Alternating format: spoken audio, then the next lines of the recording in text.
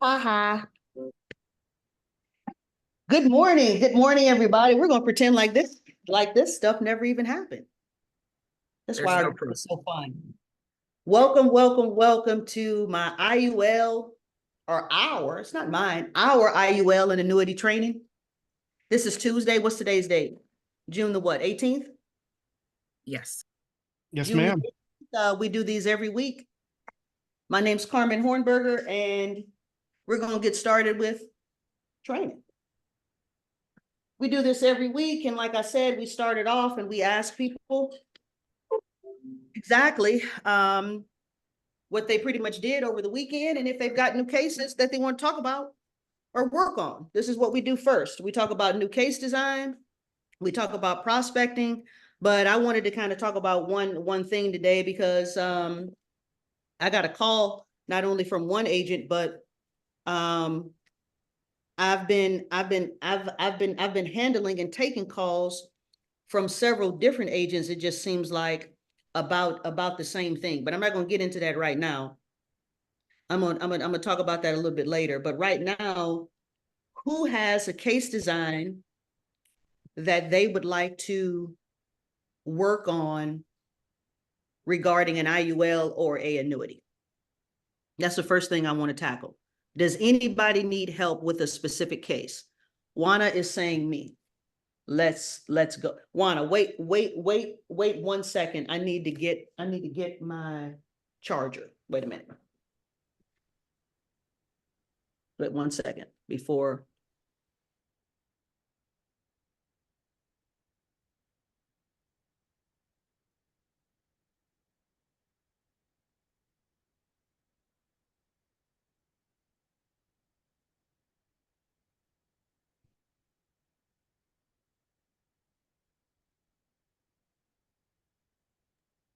Sorry about that, guys. I live with a teenager. He stole my charger. So I'm good. Or he took my charger. So that's good. So anybody have any cases that they want to talk about besides Juana? Juana, am I saying your name right? Okay, good. I don't think can you, thank you. Can you talk, Juana, or can you only chat? I have an annuity for a 53-year-old moving. I can talk. Okay, good. You have a annuity for a 53-year-old moving, I know you meant to say a 403B in the amount of 62,000. Okay, what's your question? So she wants to move it and try to get the most for her money, but really not pull it out unless she really needs it. So I was trying to structure it in a way where she doesn't have to pull it for the next 10 years.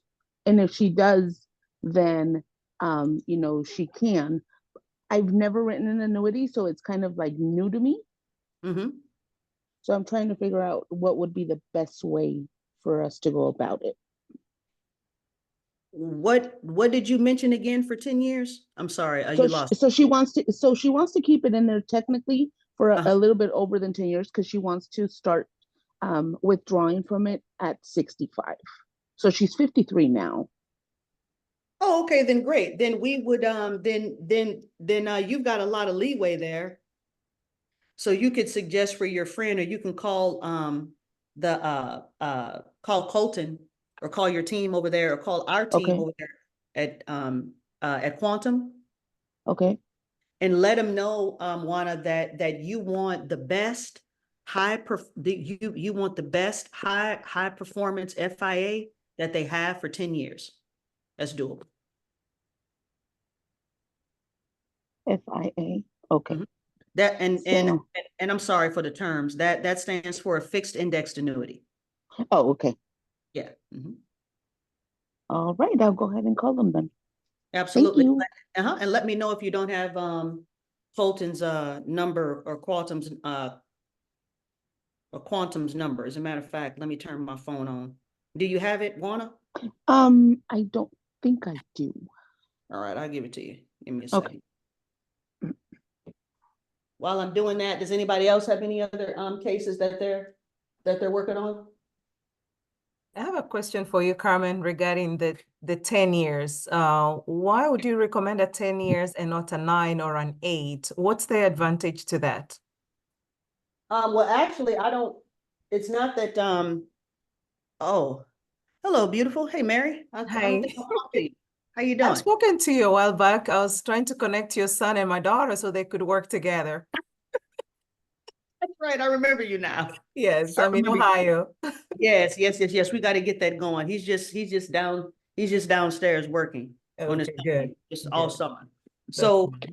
yeah, so to answer your question, no, I don't recommend a 10-year surrender over a 5-year surrender or over a 14-year surrender, right? Mhm, It mhm, all depends, it all depends upon the client.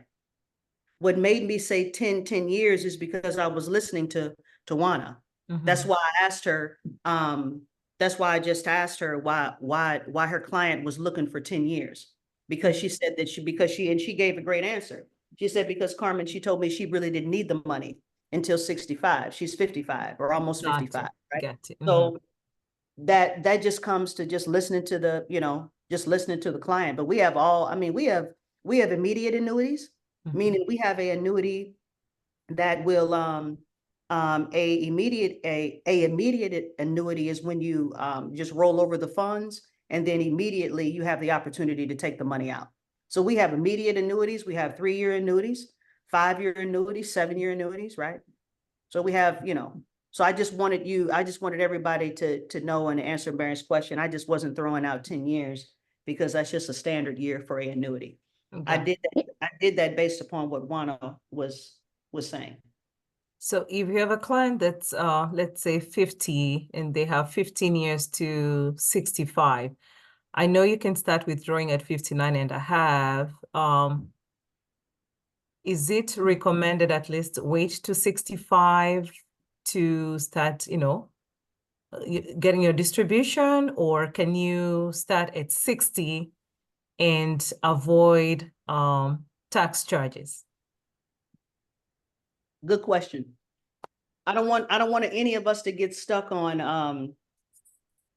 I don't want to say terms and years. Got it. And this goes back to what I wanted to talk about a little bit later on the training. I want us, huh? Go ahead. Did somebody say something? Okay. I want us to concentrate more on concept. Okay. I want us to concentrate more on concept and benefits, Mary, versus theoretical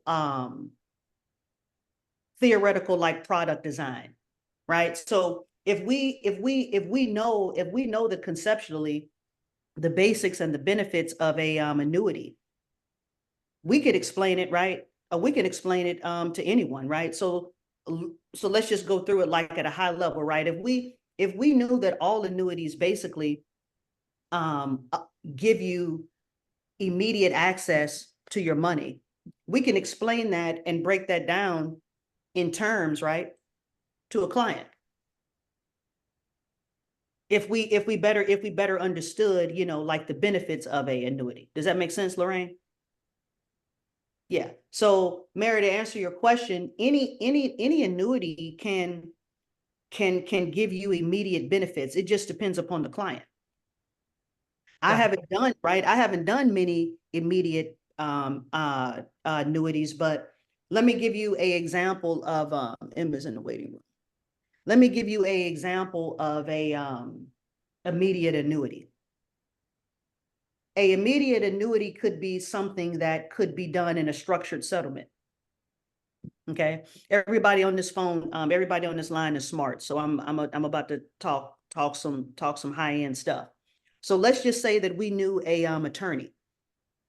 I call them ambulance chasers. The personal injury attorneys. Let's just say that we knew some personal injury attorneys. And mute your line for me, Alice.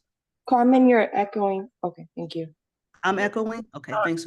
Oh, okay. I thought that was somebody. I think that was Alice. Thank you. And so let's just say that we know a attorney, a personal injury attorney. A personal injury attorney solves or closes a big case, right? They close a big case, 15 million. Lord, for, a kid got hurt, right? $15 million award. Well, no, bad example, not 15. Let's say that the woman that got hit was 70 years old. Awful shame. 70 years old, 15 million, but she survived. So Mary, in this case, if you knew any attorneys that could refer you cases like that, you would take that 15 million, dump it into a immediate annuity with Quantum, and then or Quantum, and then the client could be paid out immediately within the following year. That's an example of a immediate annuity. That's just a special case. Got you. Right? But the standard case, pretty much as far as what it is that we're doing, just helping clients grow and protect their money. I would just say, just as a standard rule, just ask your clients, when do you realistically think that you will need this money? Because I had a client yesterday that wanted to give me $256,000. Absolutely not. And this is how I got the sale, Imrana. I told her absolutely not. I said, because Miss Regina, you're 63 years old and you just told me that you want to work another 7 years. She's a nurse at a high school. And she's like, yeah, but I want for you to protect all my money. She's so sweet. I think she's from Kenya. And I said, yeah, I know, but I'm not going to protect all of it. Just simply because I don't want to tie up this whole $250,000, because honey, you're 63 years old. Anything could happen to you and you've got another 7 years to work. That may turn into 10, that may turn into 8. But I don't want to take I don't want to take all of your money and lock it down, right? You may want to take another 100,000 and do something with your daughter or go back home, right? She has 2 small children. She adopted one daughter, and then she then she has another daughter in her 40s. I said, you and your daughters, you all may want to start a real estate business.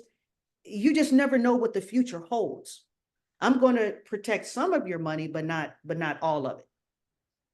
And so, when I finally got her to understand, and and for her not to be mad at me,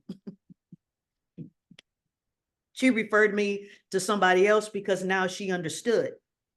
She's like, oh, I'm like, listen, Miss Regina, even though you can get to your money, even after we roll it over, and this is in any surrender year annuity, the client, Mary, still can take out 10% every year without a penalty, no matter how old they are.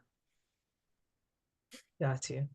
Right. So guys, I don't want us to get so caught up on, but these are good questions, but I'm just saying, just theoretically at a high level, because the clients, people don't understand these concepts anyway. So if we just understand them at a high level and just talk to the client based upon where they are right now and based upon what their situation is right now, we're going to come off a lot more, professional, and we're going to be able to get the sale, because we're not so much concentrated on, terms and, theoretical stuff. We're more talking about the product and relaying it right back to Mary as it relates to her situation. I'm gonna stop talking. I feel like I talked a lot. What do you guys feel about that?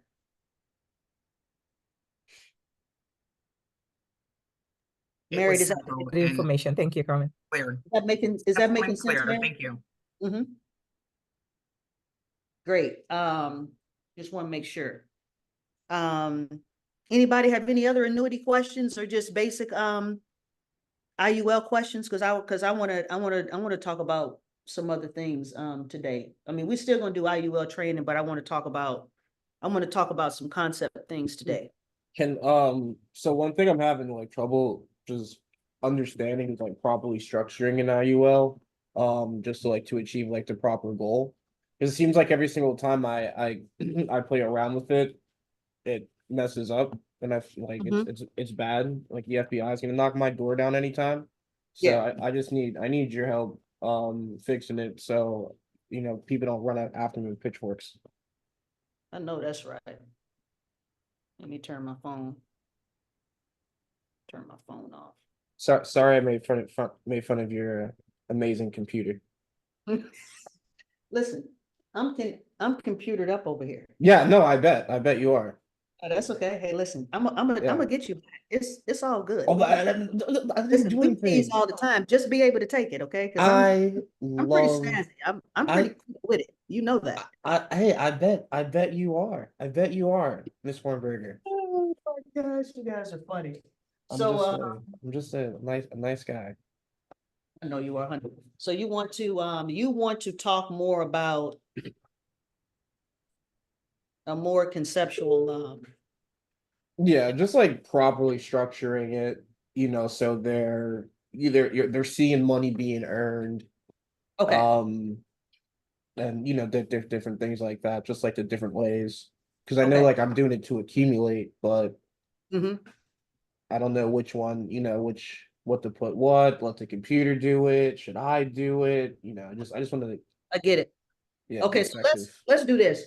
Let's just go over some high level stuff first. Okay. When you structure in the IUL, we got 3 death benefit options, right? We got level A, which is the death benefit never ever changes in the years that we're contributing. That's level A. Level B is a increasing death benefit, which means that while the client is contributing to the IUL, the death benefit is increasing. Huh. And yep, so that's B. The third benefit option, or the third death benefit option is B to A. And I think this is what hangs up a lot of people going from B to A. So that Right. means going from high to low, going from increasing during the contribution years, and then going back down level when the client takes the money out. I'm gonna stop right there so I can go grab my coffee. I'm sorry, because y'all No, you're good. You're I am. good. I can't. I'm surprised. No breaks, Carmen. Listen, I'm surprised I lasted this long without taking a sip. I'm surprised Dominic hadn't said anything. Oh, well, I was trying not to interrupt for once. And I put those in the chat so that everybody, you can refer back to it as we're talking. If you're unable to take notes right now. Oh, you're awesome, Dominic. God. Thank you for that, Dominic. I appreciate your assistance. So, Okay, Carmen's talking. Let's let her talk. okay, You're not allowed in the Discord anymore, brother. You're banned. Oh my gosh. So you guys got A to B. So we got those 3. Everybody, any questions on those so far? Because guys, this is what I want to talk about is I have a question, Carmen. I apologize. nope. Now, I know that Jamil was, thank you. I know Jamil mentioned annuities and what a terrible time he's having with those, but this sounds like an IUL as well. So is that similar in this particular concept right here? What's that for the level of death benefits? Yes, the level, the increase in, and the B to A, because that sounds familiar with like an IUL. Yeah, no, this But is we're an talking IUL. about Yeah. We're only talking about IULs right now. I'm sorry, What? Lorraine, if we lost you. Yeah. Oh, No. okay, so my We're question skipping is, annuities Jamil, I right thought now. he, Oh no, I was okay, asking so about Jamil the asked about annuities. IUL. Mm-mm. Oh, okay, my apologies. It's probably my microphone, or maybe it's Carmen's computer that kind of What- messed everything up while I was talking. I So apologize. yeah, maybe she should take some of that IUL Hey, money. Jamil, and could give you it go to ahead and me. mute for me? Thanks. There's some Oh. background noise. Oh, I'm sorry, buddy. Oh my Can someone God. kick this guy? Kick this guy from the So- Zoom, please. So yeah, we're talking about so yeah, Lorraine, I didn't mean to confuse you, Jamil. So we're talking about IULs, guys. I think everybody else is clear on that. So what I want to do is it's there's not a real true case in point as to when you would, like, there's not a specific clear-cut situation as to where you, as to when you would run an A or a B or a B to an A. But if a client wants more insurance, and I'm gonna kind of walk you through this. If a client wants more insurance, then I would say write the product as a level A. Repeat that one more time. If the client wants more insurance or needs more insurance, I would write it as a level A. I'm getting ready to share my screen with that. I just want to make sure everybody is in here because we're ready to get rolling with this. And I think one of the ways that I usually determine is to be really upfront with them and say, hey, listen, this is structured the way I like to explain it to people. This is basically a Roth IRA paired to insurance. So that it has both things. It's both something to protect your family and provide a death benefit to your beneficiaries, and we're saving for retirement.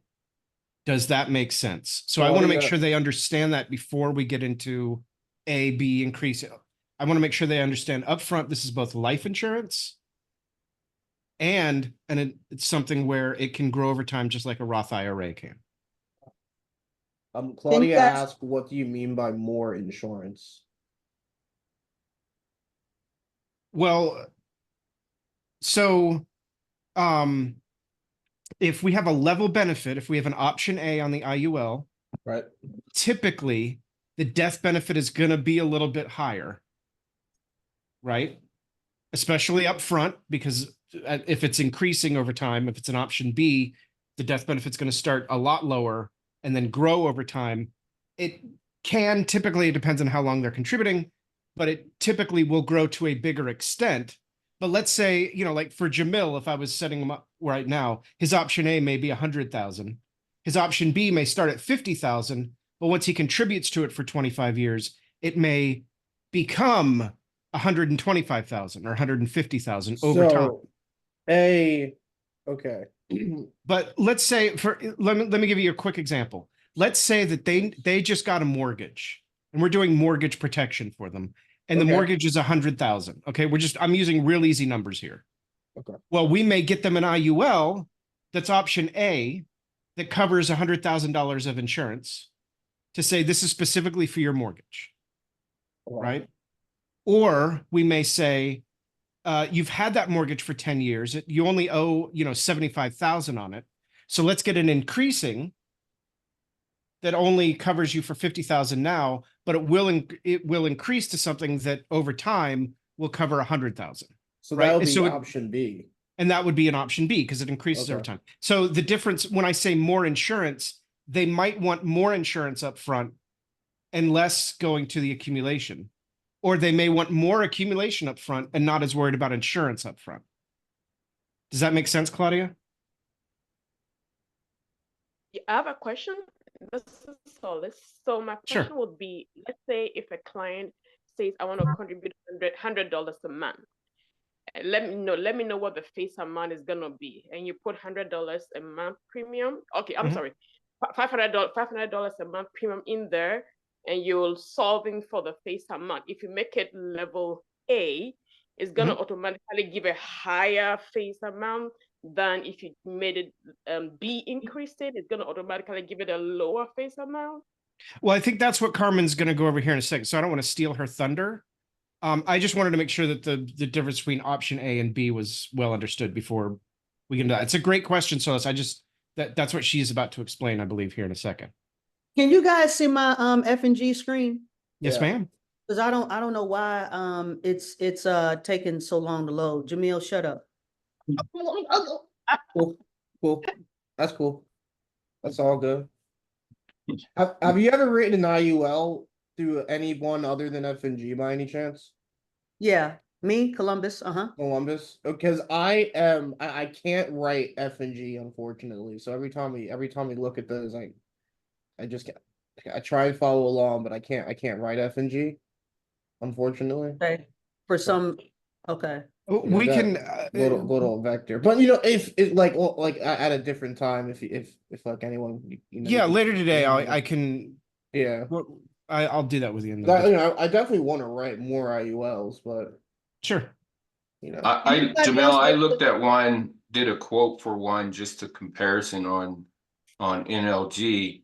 They're similar in setup. Okay. So what you see from F and G is going to be similar to Solid. what you see in any of the other ones. I think I did NLG, and then I'm trying to remember. I did 3, but mostly I stuck with F and G, but NLG is they're pretty much the similar same. in setup. Okay, cool. Yeah, no, okay. I have NLG, so that's good. There's a video in the command center under appointment tools with the NLG For tool where you NLG. yeah, so you can watch that. Awesome. Right. Yeah. That's, in fact, Imrana, that's where I got it from. Awesome. Guys, as we're waiting, I'm logging into F and G on my okay, finally, because I just logged into it on my iPad and I'm like, what the heck is going on? All right, cool. I'm finally in. All right, give me a second.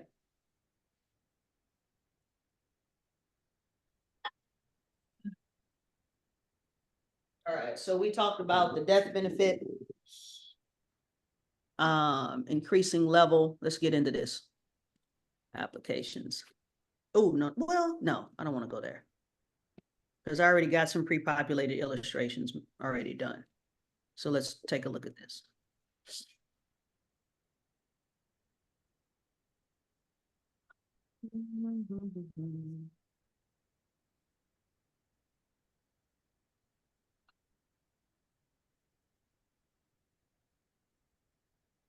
Okay. We can look at a child first. These are the $1 million babies I did yesterday.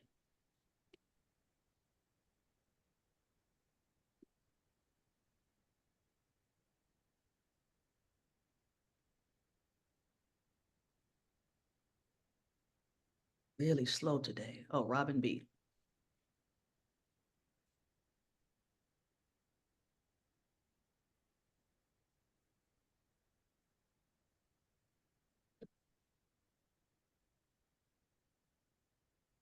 So is there a reason why we use FNG over the others like National Life Group or Columbus?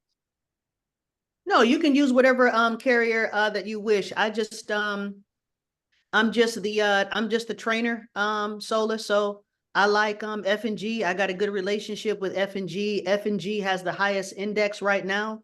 That's outperforming Columbus Life. So, you know, I mean, I do look at that, but we're just doing F&G just because I like them. I'm just being funny, but serious, Solus. Okay, so this is but you guys can run illustrations with whomever you like. Okay, so here's one for a baby. So this one, and guys, I wanna blow this up, but for some reason on my computer it won't let me highlight well. So let's just try to look at this the best way we can. If you can touch your screen and blow this up a little bit. So this is a example of B to A. Right. So we're increasing the death benefit while the parents are contributing to the policy, which is decreasing the cost of insurance, and then we're going to level it out when the child begins to withdraw any money later on in life. So as we look at this, the mother is doing $100 a month, right? The death benefit is consistently increasing as she's making payments. Everybody see the death benefit, Jamil, going up? Right. Right-hand side? Where I say where your mouse is, yeah. Yep. So just concentrate on the right-hand side. Now, when the client starts a withdrawal, or the owner at 55 or 56 starts to withdraw money, now take a look at this death benefit when she's 70. You see it going down and going down and going down and going down. But look at the crazy benefit of the IUL. What if this child who's not even 1 now What if she lives to be 91? Right. If she lived to be 91, that means that she already spent this $1.1 million. And then when are we stopping payments again at 80? No, no, no, we're not stopping anything again. I was just pointing out the true value of compound interest. Okay. At 91, she's already spent the 1.1 million, but she still has over $430,000 in her surrender value. Right. This is what you drill home to the client, to the parents. Sure. So as you're creating this, and I'm going to switch this back to level A so that you guys can see what happened to the cash and what happened inside the policy. Hey, Carmen. Yep. When you're up in her age, her death benefit started to go back up again. But Where? she's so if you go over to the death benefit on 100, Mm-hmm. it's at 1412872. Yep. And you didn't do any more premium. I didn't do any more premium. The parents stopped investing in this account Yeah, way back. when the child was 25. Absolutely. Yep. Carmen, can I ask you And something she real pulled quick? money. The beta A increases. Go ahead. And she pulled money, and she after she got up, she lived longer. It started to increase her death benefit. Uh-huh. Oh wow. Okay. Yep. Yep. That's just the power of the compound interest. That's why I say we can't. Once we start investing in a type of account like this, it's very, very hard to turn the faucet off. This is the reason why the Vanderbilts, the Rockefellers, this is what they knew. This column right here, I'm gonna have to get back on my iPad because this is driving me crazy that I can't mark anything up. If anybody knows how spazzed I am, they know how I love marking things up, and I can't do it on this. So just real quick, in your little Zoom menu at the top, you can use the Zoom tools to mark up if you want. You can annotate where it says annotations. Oh. Yeah, but I can't. Yeah, I can't blow it up. Yeah, I can do that. Yeah, you're Yeah, right. I mean, you can I'm just letting you know. You We do that. can see it clearly, Carmen. I can. I know I was the one that initially said I can't see, but it's perfect. Thank you. Okay. No, you're good. Thank you so much. I just want to make sure. Okay. Carmen, I've got a quick question. It might be Yeah. a really dumb question. Here's where I get confused. I know, of course, I know what net benefit is. Surrender value. I know what that is. Account value. Now that's I thought that was the amount that they could borrow, or but it's a percent of that they could borrow, or what exactly does that what exactly is account value compared to surrender value? That's a good question. The account value is get that off of there. The account value is the insurance company's money. So let's go back to this. Okay. Is that Carolyn? That's Carolyn. Yeah. I'm memorizing people's voices. Let me see. This is what's going on in the account. Okay. Let me find it here. Let me show y'all what's going on in the account.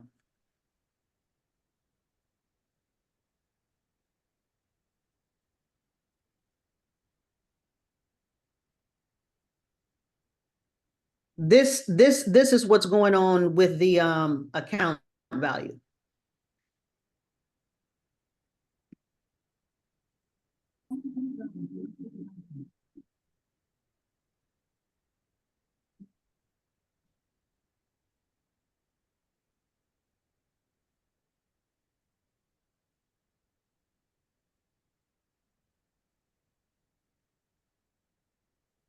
There's no sound to that. Yeah.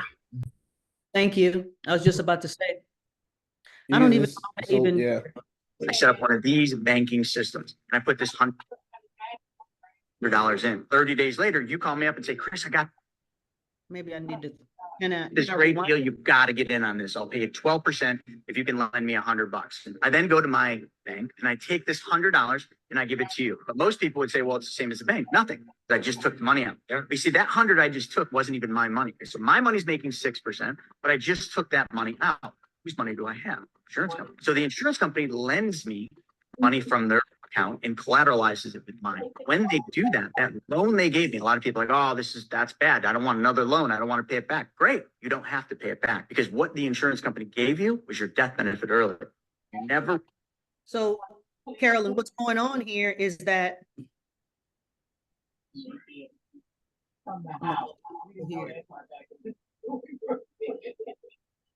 go on mute, guys. Thank you. So, Carolyn, this is F&G's money. This is the way I draw it out for the clients, guys. Anybody that's been on a call with me with a client, I do the exact same thing. My son needs to hurry up and get an insurance license because he's gonna kill it. I do the same thing over and over and over again. This is how I do it, right, Dominic? This is exactly how I do it. Not too fancy, but somebody go on mute. Okay, this is how I do it. So, Carolyn, can you see this? I'm sorry, this thing, damn it. Yes, I can see it. Okay, so the account value column is always the insurance company's money. The surrender value column is always your money, the client's money. So what that video was talking about and how I want to answer your question is that this money, the premium every single year is being collateralized with this money.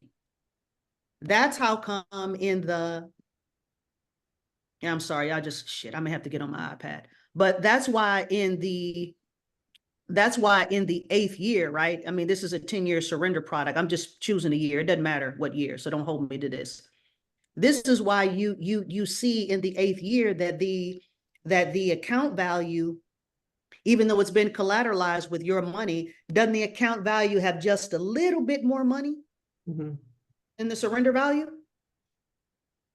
So what that means, Carolyn, is that if you were to surrender this product because you're not whole yet, the insurance company hasn't made you whole yet because they're still investing your money. Right? So if you were to cancel this product, you would pay the difference between the 90/40 and the 84/74. So the insurance company would just keep that difference. I don't have my phone on to calculate that. Right? But that's how the collateralization works, right? So they're just here, let me so when they're wanting to know, okay, how much will I be able to get as a loan during during my life without canceling it? Do we look at this surrender value column for that? Say it again. If they want to borrow money from themselves, do they get that out of surrender value, right? Absolutely. Yep, absolutely. Yeah, everything that the client, let me go here. I get confused because I watch as many, people doing illustrations and stuff from different companies or whatever on YouTube, and some of those people don't say the right thing, and I'm like, wait a minute, that's not right. And so that's what confused me. I thought I didn't understand the account value column, but now I do. So thanks. Absolutely. Yeah. Yeah. The account value is always the insurance company's money. That's how come in years of investing, it always starts off being the highest, right? Because here is when they're starting the investing and you don't have anything. And as this thing rides out, you will see that as the account value begins to equal the surrender value, Carolyn, right? All the way up here and up there as well. When these two equal, that means the account is whole. So the client can then walk away here. The account becomes whole probably up here because this baby's so little. So let me go back to my train of thought. When the account becomes whole, and that's just the way that I like to say it or like explain it.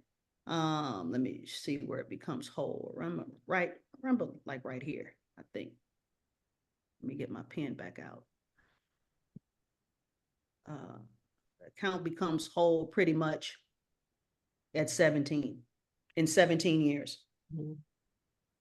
So after 17 years, Catherine, you can pretty much tell the owner of this account that, you know, you can continue. I mean, you can, if you need money, you can borrow from your account.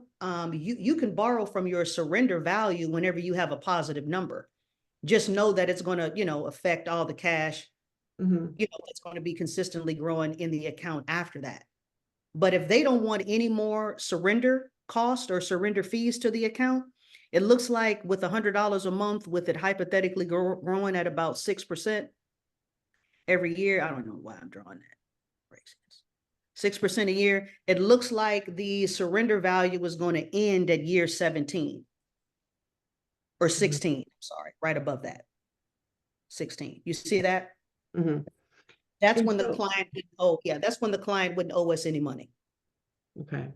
So if you scroll way down to the very bottom when they're old, like 80 years old, Yep. like they're done being paid over here, like let's say they're 82 years old. There you go. Okay, that's where I got confused because it looked like, wait, $2 million. And so in a case like this, never mind, I understand now. Yeah, see, so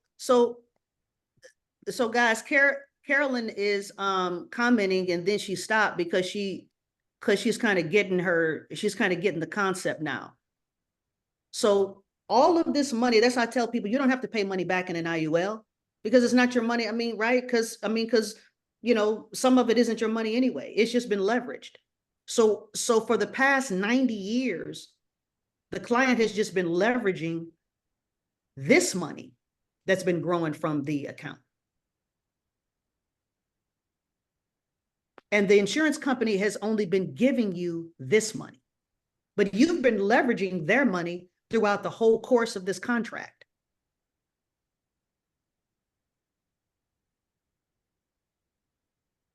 Making sense, guys?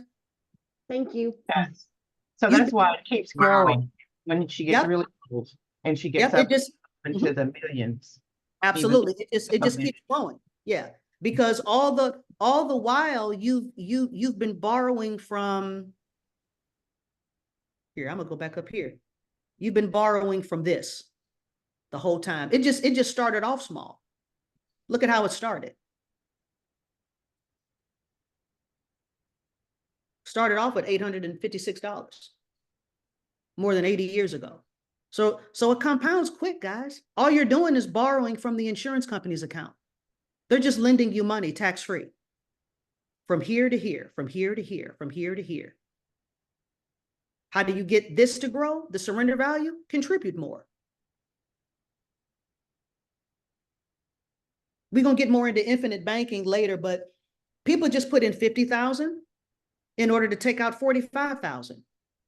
They invest that 45,000. They make that grow. Maybe they buy real estate, you know, maybe they flip a house. The house makes 77,000. They put 35,000 back into their you know, like back into their policy, Carolyn, and then they just keep washing it. This whole concept is based off the account value and leveraging the insurance company's money and not your own. Anybody got any other questions? This is a good discussion, guys. We're getting into some good stuff. This is set to increasing, right? This is set to increasing. I want to go to level next. Okay. That was so, so if I know you're going to the level next, but if I could just ask this question. So if it was level and the client increases the payment as it goes along, but it's level, it would force the level face amount to start increasing because the client has increased their premium, right? Yeah, but it just depends upon how much, right? I mean, if a person just is doing $100 and then the next year they put in 50, it's not really going to affect you know, it's not really going to affect the death benefit that much. But we can illustrate. Yeah, so they're doing $100, and then after 10 years, now they're doing $200 consistently, and then it goes to $300. So even though it's set at level, that should be forcing the level face amount to start increasing, right? Absolutely. Yeah. And we can call into the insurance company. It's called a change request. And if we think, right, that the policy is in jeopardy of of becoming a mech, or if we think that the contributions are going to take the policy, how do I want to say, surpass the qualification of a life insurance, and we take it to an investment, we can just call Fidelity just to make sure, Solus. Right. I really haven't ran into that problem, right? To whereas a client wants to, right, to where we start off level, right? And then a client wants to in later years contribute so much money that it's gonna, theoretically affect the death benefit. When we get into cases like that, we just call in this case, F&G, and we just get them to redo the illustration. Or, if much later on they want to, let's say they want to put a big lump sum, they're selling a house and put 100,000 in it or something, just set up a single premium income annuity. I mean, that's what those are for. I mean, there's other products as well. They don't have to use this as their singular basically product too. Yeah.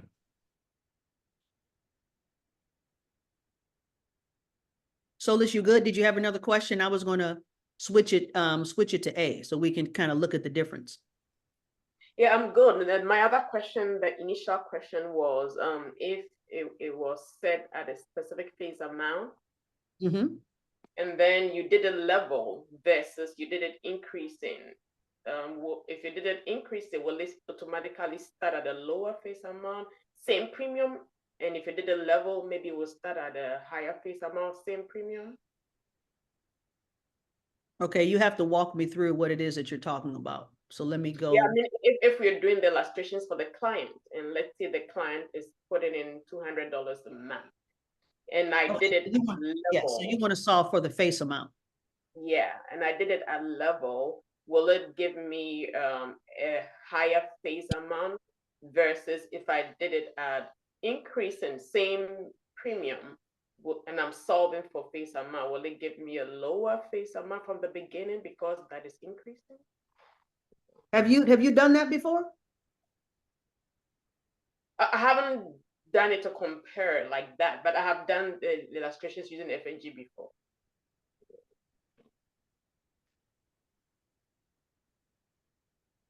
I'm just trying to understand the benefit of level A over level B. Level A, okay, what the benefit, okay, well, let me do this so I can stay on point. The benefit would be over level A over level B is to give the client more cash or to give the client more insurance. So let me go to this next example. This is a case that me and is she on? That me and Emma just did. It's a perfect. Hey, Emma, this is a perfect case.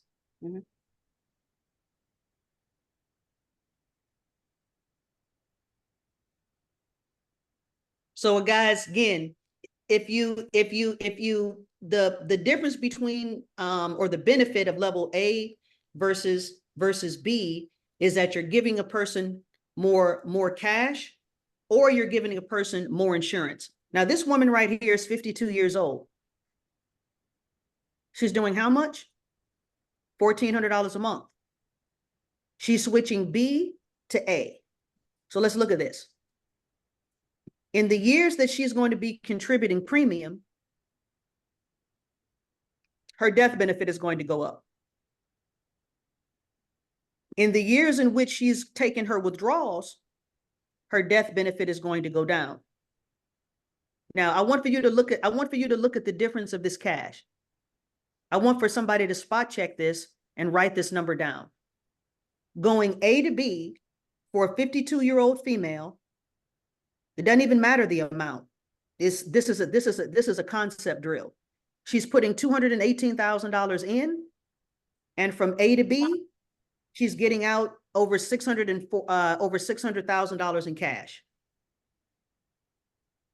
So watch this. I'm gonna explain to Solis and everybody else the benefit of A to B. Now watch what happens to her cash.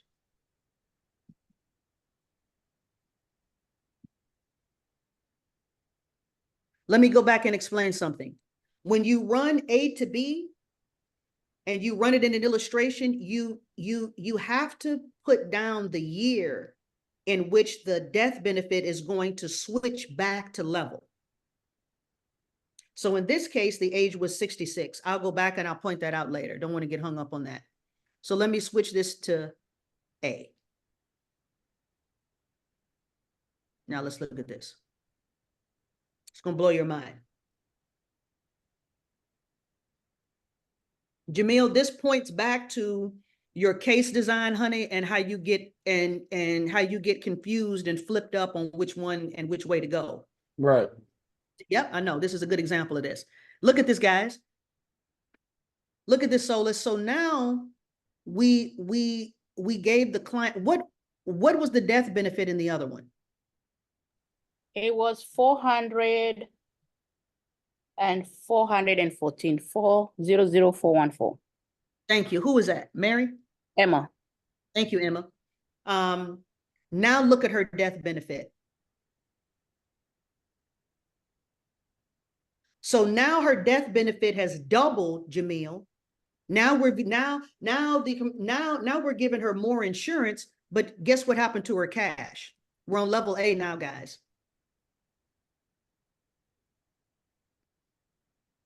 Same amount that she's putting in.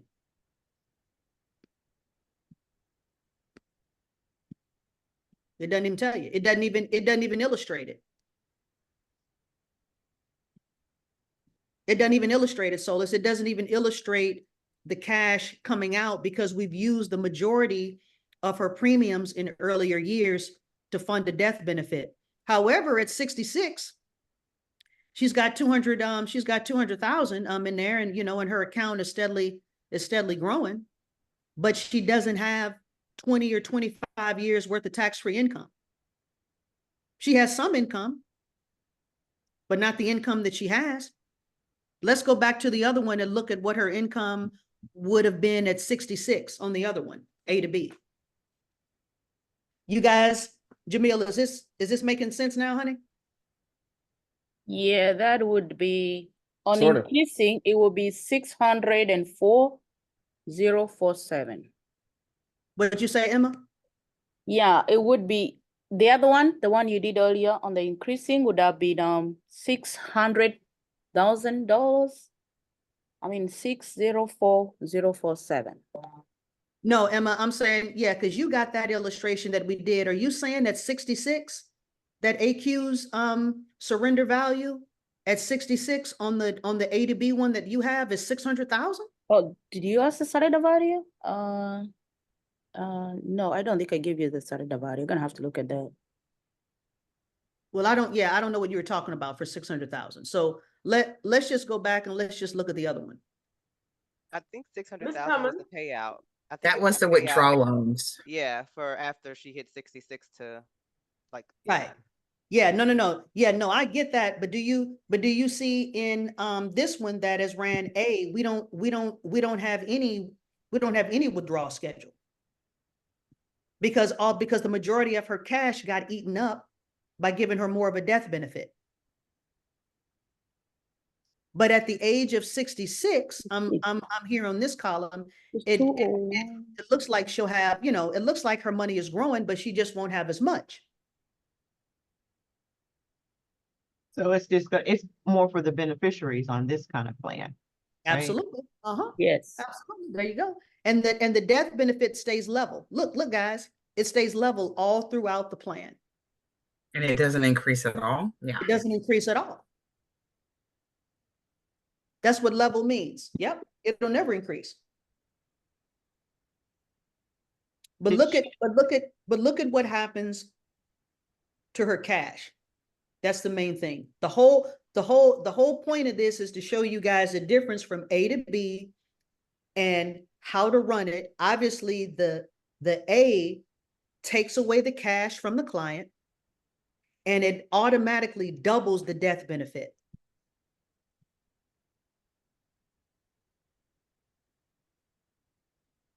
The For- A is level, right? And the B is increasing, right?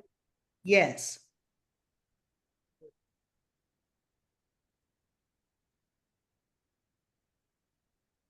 So Jamil, how you would run these is based upon what the client needs. So what you're going to do, honey, is you're going to run two different illustrations and you're going to allow for me, the client, to choose. So all you're going to do is go through a fact-finding process and you're going to find out that I got a job, that I got group insurance, that I just got divorced, and I got 2 children, and all of my insurance is caught up in my job, and then I got one American income family policy that's term, right? And you're going to fact find all this, and then you're going to find out that I got a 401k, and then I do $200 a month in that, so that's $400 a month total, with before tax income. And so I'm coming to you, right? Because, or you, right? Or I don't even know why I'm coming to you. And you're saying, okay, Carmen, I think you're a great candidate for the IUL, right? Because of your income and because of your health. I'm gonna run a couple of illustrations for you because I'm gonna tell you one thing. You're only, right, like 41 years old. The average person that stays at one job, right, just the likelihood of you staying at this job for the next 15 years is really is really not likely. So if you were to ever move or leave that job, all of your benefits would go away. So what I want to talk to you about is a separate retirement plan and a separate insurance plan for yourself and for your family outside of that job, because we never know what may happen. So what you're going to do is, and I'm going to agree to that, and then what you're going to do is you're going to quote me level A, and you're going to explain that to me and how my death benefit is pretty much level during my contribution years, and my death benefit is going to go down when I take, right, when I take premium out, and you're going to explain that to me. Then you're going to show me another illustration that looks like this.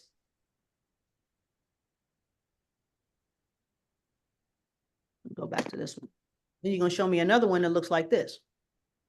Khalil, let's see. Then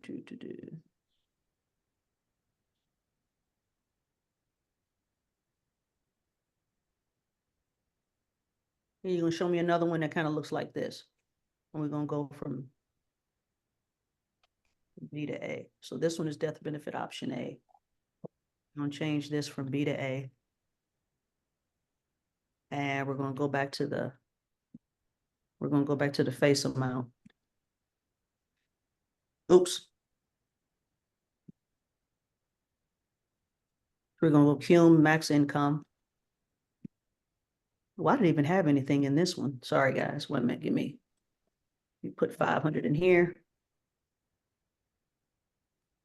And I'm going to pay premiums until age 65. I'll click that. Okay. As a matter of fact, I don't even want to even use this one. I don't want to use this one. I want to go back to AQs. Because we've been playing in this one.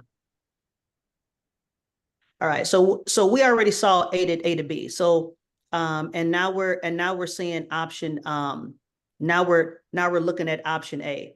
Now let's change this thing to B to A, so we can take a look at it, because this is where she is right now. So we know A, we're going to keep the contract level until we take the premiums out. B, the insurance is going to, the death benefit is going to continue to go up while the client is contributing, and then the death benefit will go down as the client is taking the money out. So how we structure that is by putting A to B here, where the death benefit option is, and then we change the death, we change the age that we want the premiums taken out, and we put that here. So so that's going to change and revert back at age 66. So let's take a look at it.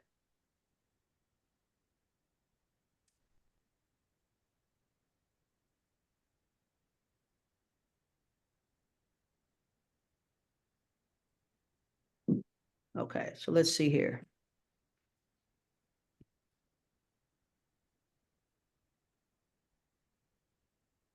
Okay, good. This was the one that I was just in.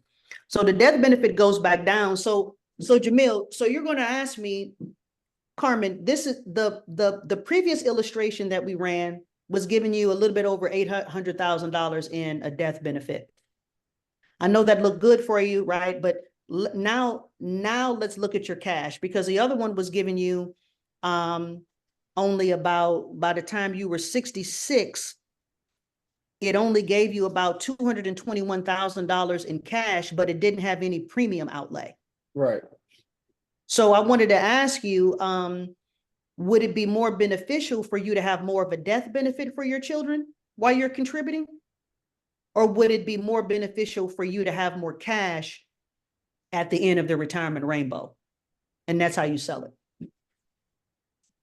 Okay, no, definitely, okay.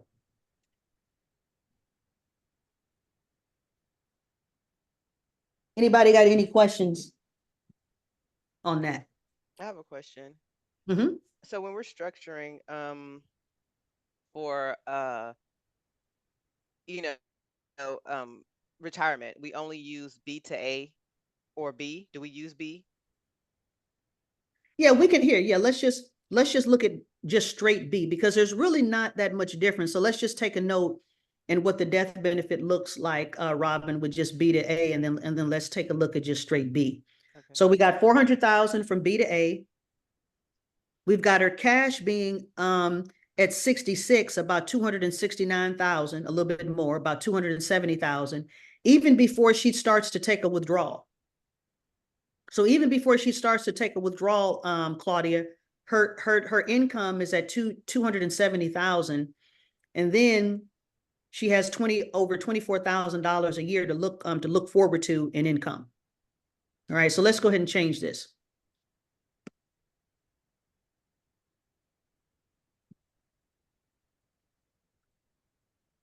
So as we see, when we straight change it to just option B, the option to change the death benefit back at a certain age, it just goes away. So this thing is just going to continue to increase as the policy years go on. So let's take a look at the numbers and how this is different.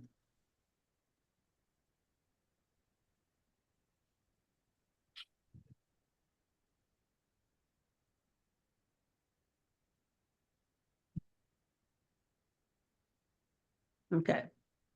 So death benefit doesn't change. I didn't think it would. Let's take a look at these numbers. Let me get rid of this. All right. So right here is 66. That didn't change. This is where we are right here. That didn't change too much. Look at this cash though. Cash went from 24 to 11.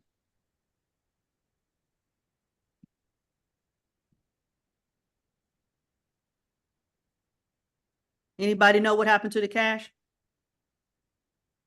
Is it because the death benefit is continuing to increase? So that's it. Okay.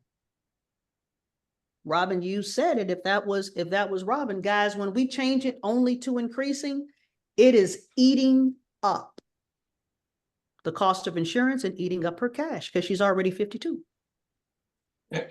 Carmen, isn't that too because of her age, and then two, because she's contributing so much at a month at 1,400 at her age? That's a lot to contribute at her age, and it's being eaten up fast. Yep, because of the death benefit. Because of the death benefit. So that's why I say, so this is really, really good. And this is the reason why Jamil doesn't want the IUL police coming after him. Guys, this is the reason why people stay away from IULs if you don't know what you're doing. Right. But Franklin can I say on the other end, if Yeah. this was a younger person, or like the first one you did where it was $1 million baby, because I just did the same thing. B is an excellent choice when you ask the owner or the younger person what do they want the insurance to do? Because B is going to show an increasing value in both of these, and it can be used in the surrender value for the payoff later. And then the beneficiary side in the death benefit can be used for legacy money to leave to loved ones. So B is a great option for younger folks, but in this situation where she's that old, Yep. it's not beneficial to her to use B. It's beneficial for us to recommend B to A, or if she's just looking for a higher death benefit in insurance because she has others, then the level might be even good. Right. Thank you so much, Franklin. So guys, we're almost at 11 o'clock, but I think this training goes down in the books. This was monstrous. I wanted to here what I don't know exactly what, let me see what I wanted to do. Okay, I've got another 7 minutes left. But does anybody have any more questions about this? Because I want to spend 5 minutes on just scripts and what to say and mechanics of an IUL. I want to talk about that. But I want to obviously we're going to go more over you know, death benefits and all this other type of stuff and how to write an IUL. But does anybody have any questions on level death benefit A, level death benefit B, and the difference between B to A? Just at a high level, you know, just at a high level. Okay, good. Let me get out of this.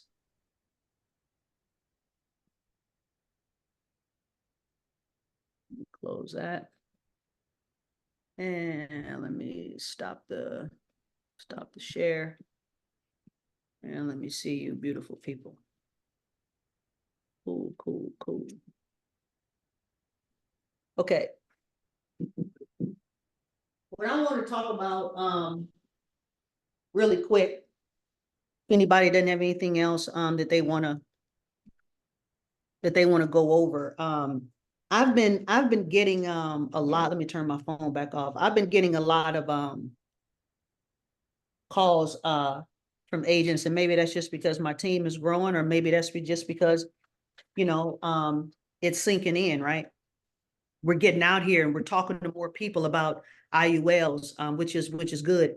But I've been getting more and more agents that have been calling me and just trying to figure out what to say when they're trying to sell an IUL. I get it all the time. Carmen, just tell me what to say, right? I want to go in and I want to talk to, you know, hairdressers, or I want to talk to daycare owners. I just need for you to tell me what to say. Or Carmen, I'm about to talk to some real estate agents, right? I just need for you to tell me what to say. Or I'm about to go talk to some single moms in corporate America that have children, you know, and I just want for you to tell me what to say. So what I wanted to get on here and talk about is, guys, it's not about what you say. It's about understanding how the IUL works, and how an IUL can specifically help your client. And I'm gonna use Emma as a great example. Emma, how long, and I don't want to take a lot of time. Emma, how long have you known AQ? Oh, more than 10 years. More than 10 years, guys. I want for you to listen up to this. More than 10 years. Before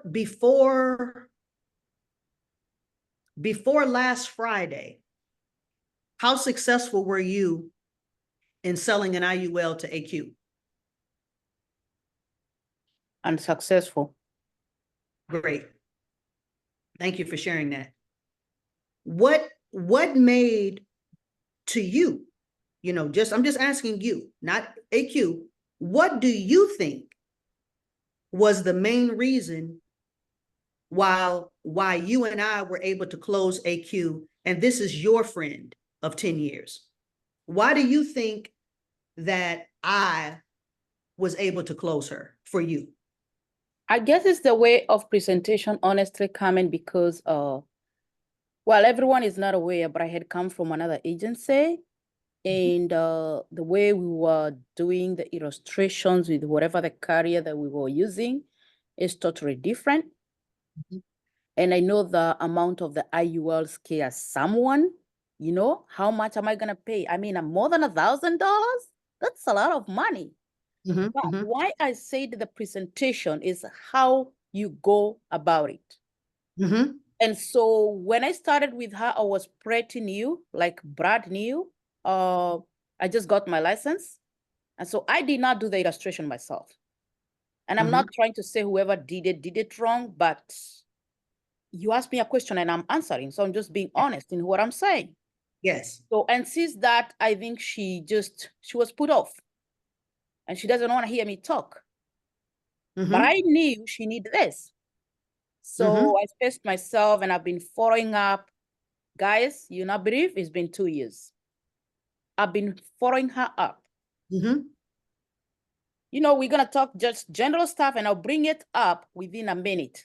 And that conversation ends there. So she knows I have still been trying to tell her, you will not go wrong with an IUL. This girl is putting so much money in 401k. Like that money is going to 401k. But now we've been able to show her the differences. When you put it in 401k, when you retire, she's already over 50. What are you going to get back? How much will you have been able to put in? Okay, what if you put that money now here in the IUL? When you retire, what do you get back? And what other benefits do you have in the IUL that you do not have in the 401k? Guys, thank you so much, Emma. Guys, the only reason why I'm mentioning this to Emma is because when we're trying to sell something, sometimes we're too close to the person that we're trying to sell it to. That's the first thing. That's the other thing. That's right.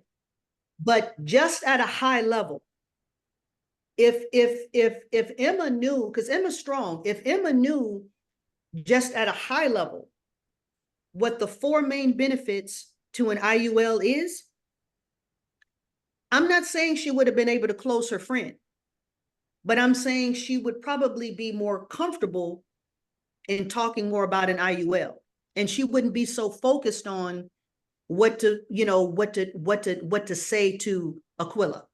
So why am I saying all this?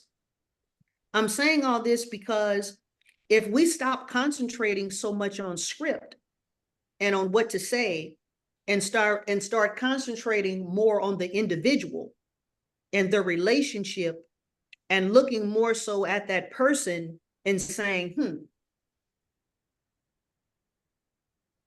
Carolyn is in her mid-40s. She has 2 retirement plans. She wants to stop working in 10 years, and she has grown children. She's currently contributing to a 401k plan, and she's doing about $500 a month in that. What do I know personally about Carolyn's situation that I can help bring to light to her another option outside of her 401k? What do I know about the 401k first so that I can help educate Carolyn on a better route for investing or savings? That's the first thing. The first thing, guys, is that, listen, you are not going to be able to convince me to buy anything or change my mindset on something that I've been doing for 10 or 15 years. I don't care how long I've known you. You've got to be able to tell me why what I'm doing right now is wrong. And that's only through education, guys. It doesn't matter, Robin, how much you know about an IUL. If you sit down and you're having a conversation with me and I sell real estate, and you find out that me and my husband have been investing in a separate IRA for 15 years, honey, you selling an IUL, it don't even matter. You got to change my mindset now on the 401k. You see what I'm saying, Emma? Yes. You've got to change the mindset of where the client is right now. You got to educate them so that you can bring them to the IUL. Emma, was that not what we did? Exactly. Did I spend a whole lot of time trying to convince her on an IUL and product? She spent the most minimal time I can even think about. But what? It was 3 appointments. The first appointment, what did we do? Just laugh, talk. Didn't we, Emma? We just kind of laugh, talk, whatever. I got to know. Because I brought Carmen as a neutral person because I really wanted to space myself out of her. You know, we're in the same profession, and sometimes I feel like, oh, they will not understand what you're talking about. Now you know so much of this, right? So I know when to bring a neutral person. So I didn't really want to do this with her. So I brought Carmen, neutral person. Now they got to know each other. She doesn't know Carmen. Carmen doesn't know her. These are 2 strangers. So I am the bridge in between. And those 30 minutes were all. And they had a click and a connection right away. Robin, if you don't, thank you, Emma. I'm trying to speed this up because we got to roll, but this is good stuff. Robin, you don't even focus on the product, honey, because if I don't like you, you ain't gonna get my money anyway. Hey, Carmen, I have a question real quick. Maybe next week, could we role play? Like maybe you and I role play some scenarios and like how to structure them. Do you think that would help? As long as you and Jamil don't do it, because y'all will take up the whole dog on the No, train. no, I don't think we should let Jamil in. Honestly, I legit do nothing. but I think, you know, because I know for me, when I first started trying to sell IULs, I was so excited about the money that I forgot to take my time and do the education. That you forgot to take the time and what? And do the education. Yeah. And I think, you know, maybe illustrating how we, you know, educate a client through the process during an appointment, I think that could be really helpful. Absolutely. Let's do it. One more thing I want to wrap up and say, because we're already at 11:05. Guys, if we concentrate on the 4 benefits of the IUL, and then we do more training on qualified plans, how qualified plans work, and why they're so bad, and why they're destroying, you know, middle America. If we did more training on that, then everybody would be more equipped, right, to go out here as soldiers, because now, oh my God, now we understand taxation. Now we understand the qualified plan. Now we can better educate the client on what it is that they're doing. That's how you make the IUL sale. And then you make a friend. You guys should be making friends, right? So Alice asked me, what are the 4 benefits of the IUL? Okay, great. I'm gonna repeat this again. I've had it up on the screen before, but let's go through it. Okay, so when I'm sitting down with the client, I level set them first. If they've never heard of an IUL, I tell them, my job as a retirement income strategist is to help you do 4 things with your money. Okay, I know for a fact that this is what I can help you with, because this is what I've been doing for 12 years. I'm going to keep you from unnecessary taxation in this IUL, in this product. I know you don't understand it, but I'm going to keep you from all taxation. I'm also going to remove any type of market risk that you have associated with this account. So none of your money will be in the market. The third thing that I'm going to do is I'm going to protect, since we're going to use this for retirement income, I'm going to protect all of your retirement income. I'm going to protect all of it. And the 4th thing that I'm going to do with this product is that I'm going to guarantee that you don't outlive your income. 42% of people, unfortunately, they're living past the amount of money that they saved. They didn't think that they would live to be 89 or 87. So I'm going to help you, protect you from that. And those are the 4 benefits, Alice. But right, but first you got to understand my situation. You got to be able to understand my situation and relate those benefits to me.